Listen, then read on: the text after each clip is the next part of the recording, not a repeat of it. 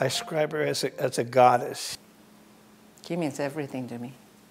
She's a fresh breath, air. I love her. He's a very good man.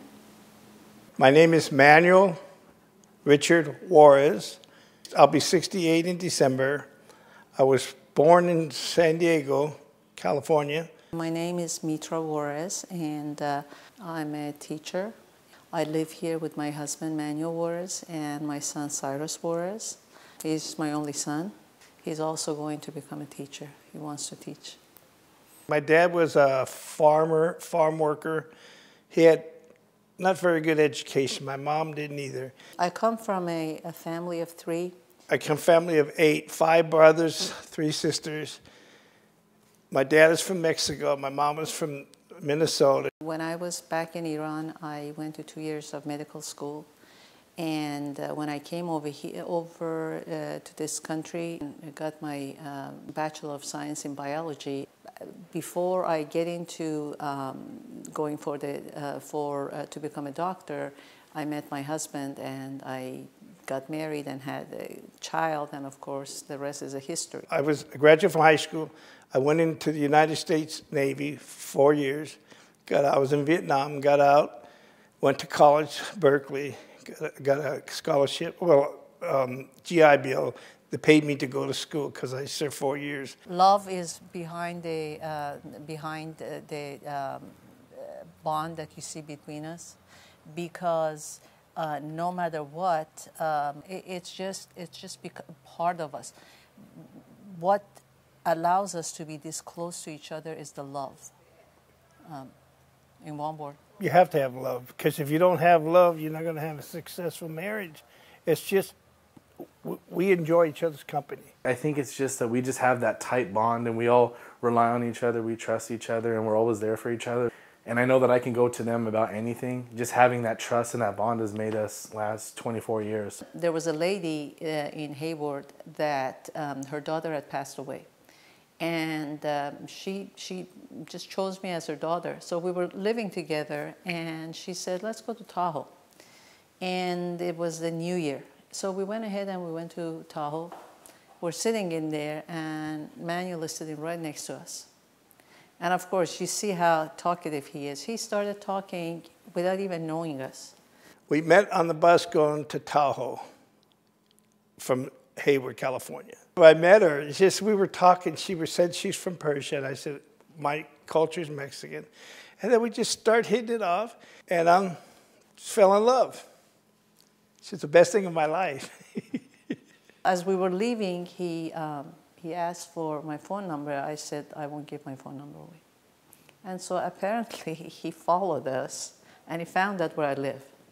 So then he kept coming and whatnot, and finally he said, okay, I'll tell you what, you go out with me once. If you don't like me, I won't bother you. And of course I did go out with him, and he was quite a gentleman. I met her, started dating her for about 2 years, got engaged 4 years after that. After a couple of years, he came up with, wanting to marry me, and, I had to call my dad. My dad talked to me, and he said, if it's somebody who you believe in, that's fine with me. When I came from Iran, I was thinking about how the belief would affect the relationship, and I spoke to my father. And I told him that, I'm going to marry somebody who is totally from a different religion. What do you think? And my dad was a pretty religious person, and he said, you respect people of every religion, because the people from all these religions, they all came and finished each other's work. So whether they are from whatever religion they are, it's okay. It has nothing to do, you don't have to. So yeah, just try to sit there and understand what they do. There were times that I did go to church with him, and I listened to what they said. I have gone to places with Jewish people. I used to have a lot of Baha'i friends, and I used to go to their groups and all that. And I looked at all of them, and I realized they all say the same thing. They all say, do the right thing, be the right person. And so because of that, being from two different religions, that to me, that doesn't bother me when it comes to. I think it helped us to stay together more, because being a Muslim and being a Catholic, we believe in one God, so we put that in our lives to be, you know, religion played a big part in our marriage. Matter of fact, it made us stronger. It was a rainy night, and he used to live in Modesto, and I was in Hayward, but every day he would come to see me, and then he would go back all the way to Modesto. That night he said, you know what, I'm not going to go all the way back to Modesto. It's raining, I'm going to stay at this hotel. And I said, that's fine. Then I'm going to see you later. And he goes, before you go, can I ask you a question? I said, yeah. So that was when he proposed. He goes, would you marry me? And I said, I can't tell you. I have to ask my dad. There was a hotel, it's called Travelodge. It was raining. I think it was on a Saturday. And I got on my hands and knees. I said, Mitra John, would you marry me? She goes, yes, I will. Went to Iran, get her dad's, because that's the Persian culture, get her dad's permission to get married. The things that a husband and wife should do for each other, I think they should show each other love, care, respect. Respect your religion, your thoughts, love each other. Don't go to bed being mad, because God says to love your wife. Being able to identify with two different cultures and two different races, I think that's a positive. I think the only negative thing would be maybe because, you know, there is a Spanish and Farsi that I never really picked up on Spanish or Farsi. So sometimes my mom thinks that, you know, I don't identify with Farsi, but it's like a lot of the times I really was never taught or grown up, you know, with the values and traditions and stuff, but it was really never spoken, so I don't really know quite a lot about it. Same thing with Spanish, but I think that'd be the only negative thing. The problem was the language. I had to learn Farsi because it's hard, because I'm Mexican, I speak Spanish.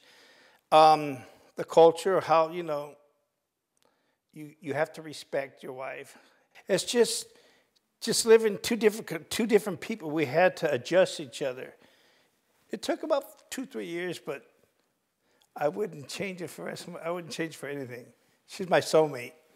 Cultural differences, they were not, they existed, but somehow, you know, when he would show the love and care and you know, all that kindness and all that, that would just wash it away. It doesn't bother me at all, you know, having, you know, identifying with either Latino or Middle Eastern. You know, I think that just understanding, you know, where you come from and knowing the values and traditions and the religion and stuff, I think that's the most important thing. But no, I really don't have, you know, a preference to either Middle Eastern or Hispanic. It's, you know, it's just how I was brought up, and I've always learned, you know, no matter where you're from or where you come from, as long as you respect people and you take the time to get to know them, just being educated and knowing about yourself, I think that's kind of where I'm at with that. When we got to Iran, he knelt down and he kissed Iran's ground, and he goes, this is the country that gave me my wife. The way my family reacted towards Manuel was very interesting. With every single member of my family, he was just the way he is, and they loved him. They loved him because he was just so open and so loving and caring, and so they love him. My parents are dead, so it was just myself. My brothers and siblings are all over the country, so I hadn't seen them for like 20, 30 years. So they really, nobody to say yes or if it was good or bad. I decided because I was the one that was going to be married to her. Even if my parents were alive, they would have okayed it because she was very good to me. We were always raised with, you know, different types of people, different groups of people. I have had so many different people, different religions, different cultures. I cannot even imagine, you know, people being against each other and all that. To me, everybody is the same. They might be from different worlds, but I think when they come together, I think having difference and variety in life is always good, because if you're always the same, it gets kind of boring. So, and it's not, you know, you're blonde-haired, blue-eyed, you have to marry a blonde-haired and blue-eyed person. No, I mean, it's good to have variety. It's good to have, choices in life instead of, being assigned you have to marry this person, you have to marry this religion. I think that if you have, variety, it creates diversity and it makes the world a better place because people are able to appreciate more. The Persian culture, I like the food. I like the culture because we had went to Iran after we got married, to get married. And I don't like, I'm not into politics, so I try to avoid that, but I love the people. Other than that, the Persian people are very, very friendly, especially her family. They accepted me, so I want to go back. I love it so. I love his Latino culture because it's so close to where I come from. The way that people are, the way they act, the warmth and all that. We got married in the hall. There was, I say 40, 50 people because it was on a Labor Day weekend, so it wasn't too many people. Our wedding ceremony, we were going to have it done so that they would come in and we would have a combination of Iranian and American and everything. But what happened was that my parents were trying to come over here, and somehow it didn't work out, with the visa and all that. Their visa was late, and they did not get to come. So all I had was my brother from my family, and he didn't have anybody from his family. We went back to Iran once with him, and everybody threw big parties, and so, but it wasn't in the name of like the wedding. So it was a very simple, small wedding. Basically, when there is a disagreement between the two of us, we sit down and talk, and we used to have an awful lot of them because there is a big difference between us, our upbringing, our everything, culture, everything. And I just simply sat down. So I think communication is a big part of it. I simply sat down and I said, you know what? These things have to happen in order for this thing to go on. If we had any disagreements, Mitra and I would go into the kitchen table and talk, find out what are our days like, what's on your mind, how can we solve it. The big thing is discussing. You have to communicate, because if you don't, no marriage is going to last. And that's how you avoid fights, too. My parents are the type who never, even if they had a disagreement, they would never do it in front of me. They would always do it away just so I didn't have to grow up and be around that kind of thing. So I've really never seen them fight or, get angry with each other. Her Persian name is Mitra. Mitra is the sun's a goddess. Sun, this is a goddess of sun, and she's very bubbly, as you can see, very educated, loving, the best mom, the best wife, best mother you could ever find. We went on a cruise. And on the cruise, he got so sick, almost near death. Infection, God knows everything. And the doctor said, well, we're in the middle of the water. I said, do what you have to do. They said, well, what do you mean? I mean, it's going to be thousands. I said, I'll go ahead and put the house up. I have a house, I'll put it up. We stopped at one of the islands, something happened and they gave me, everything worked out. But it was amazing because when he was looking at me, he said, you didn't care if you lose everything? I said, no, I wouldn't have lost you.